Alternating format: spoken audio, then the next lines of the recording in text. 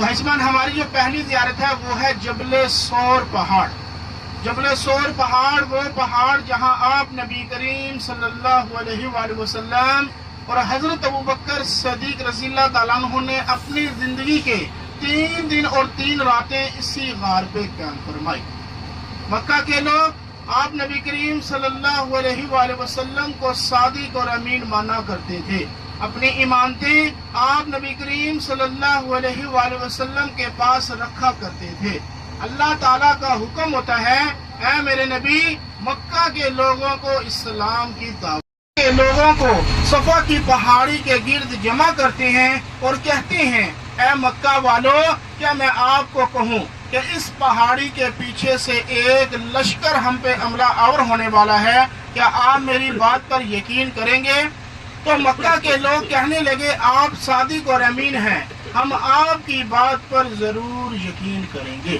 آپ نبی کریم صلی اللہ علیہ وآلہ وسلم نے فرمایا تو پڑھ لیجئے، لا الہ الا اللہ محمد الرسول اللہ۔ تو جو لوگ ابھی آپ کو صادق اور امین مان رہے تھے وہی آپ کے جانے دشمن بن گئے۔ اس نے کہا آپ نبی کریم صلی اللہ علیہ وآلہ وسلم کو قید کر لیا جائے، اس نے کہا آپ نبی کریم صلی اللہ علیہ وآلہ وسلم کو مکہ سے نکال دیا جائے۔ ایک انسان کی شکل میں شیطان بھی تھا، نعوذ باللہ، کہنے لگا آپ نبی کریم صلی اللہ علیہ وآلہ وسلم کو نعوذ باللہ قتل کر دیا جائے۔ تو اللہ تعالیٰ کا حکم ہوتا ہے، اے میرے نبی آپ مکہ سے مدینہ کی طرف ہجرت کیجئے۔ آپ نبی کریم صلی اللہ علیہ وآلہ وسلم اور حضرت ابوبکر صدیق رضی اللہ تعالیٰ عنہ جب اس پہاڑ کے پاس پہنچتے ہیں تو آپ نبی کریم صلی اللہ علیہ وآلہ وسلم کے پاؤں زخمی ہو چکے ہوتے ہیں، پاؤں سے خون بہ رہا ہوتا ہے۔ خون تو حضرت ابوبکر صدیق رضی اللہ تعالیٰ عنہ کے بھی پاؤں سے بہ رہا ہوتا ہے۔ حضرت ابوبکر صدیق رضی اللہ تعالیٰ عنہ نے عرض کی، آپ اجازت دیں تو میں آپ کو اپنے کندھوں پہ بٹھا کر اس پہاڑ کی لاچوٹی کی طرف لے جاؤں۔ اس پہاڑ کی بلندی 5413 فٹ ہے۔ آپ نبی کریم صلی اللہ علیہ وآلہ وسلم نے فرمایا، اے ابوبکر تم تھک جاؤ گے۔ حضرت ابوبکر صدیق رضی اللہ تعالیٰ عنہ نے عرض کی، جن کندھوں پہ محمد سوار ہوں نہ وہ کندھے تھکتے اور نہ یہ ابوبکر صدیق تھکتا ہے۔ آپ نبی کریم صلی اللہ علیہ وآلہ وسلم اور حضرت ابوبکر صدیق رضی اللہ تعالیٰ عنہ جب اس غار کے پاس پہنچتے ہیں، حضرت ابوبکر صدیق رضی اللہ تعالیٰ عنہ عرض کرتے ہیں، آپ غار کے بعد تشریف رکھیں، میں غار کے اندر سے حالت دیکھ لوں۔ حضرت ابوبکر صدیق رضی اللہ تعالیٰ عنہ جب غار کے اندر داخل ہوتے ہیں تو غار کے اندر دیکھتے ہیں چھوٹے چھوٹے بہت سارے سوراخ ہوتے ہیں۔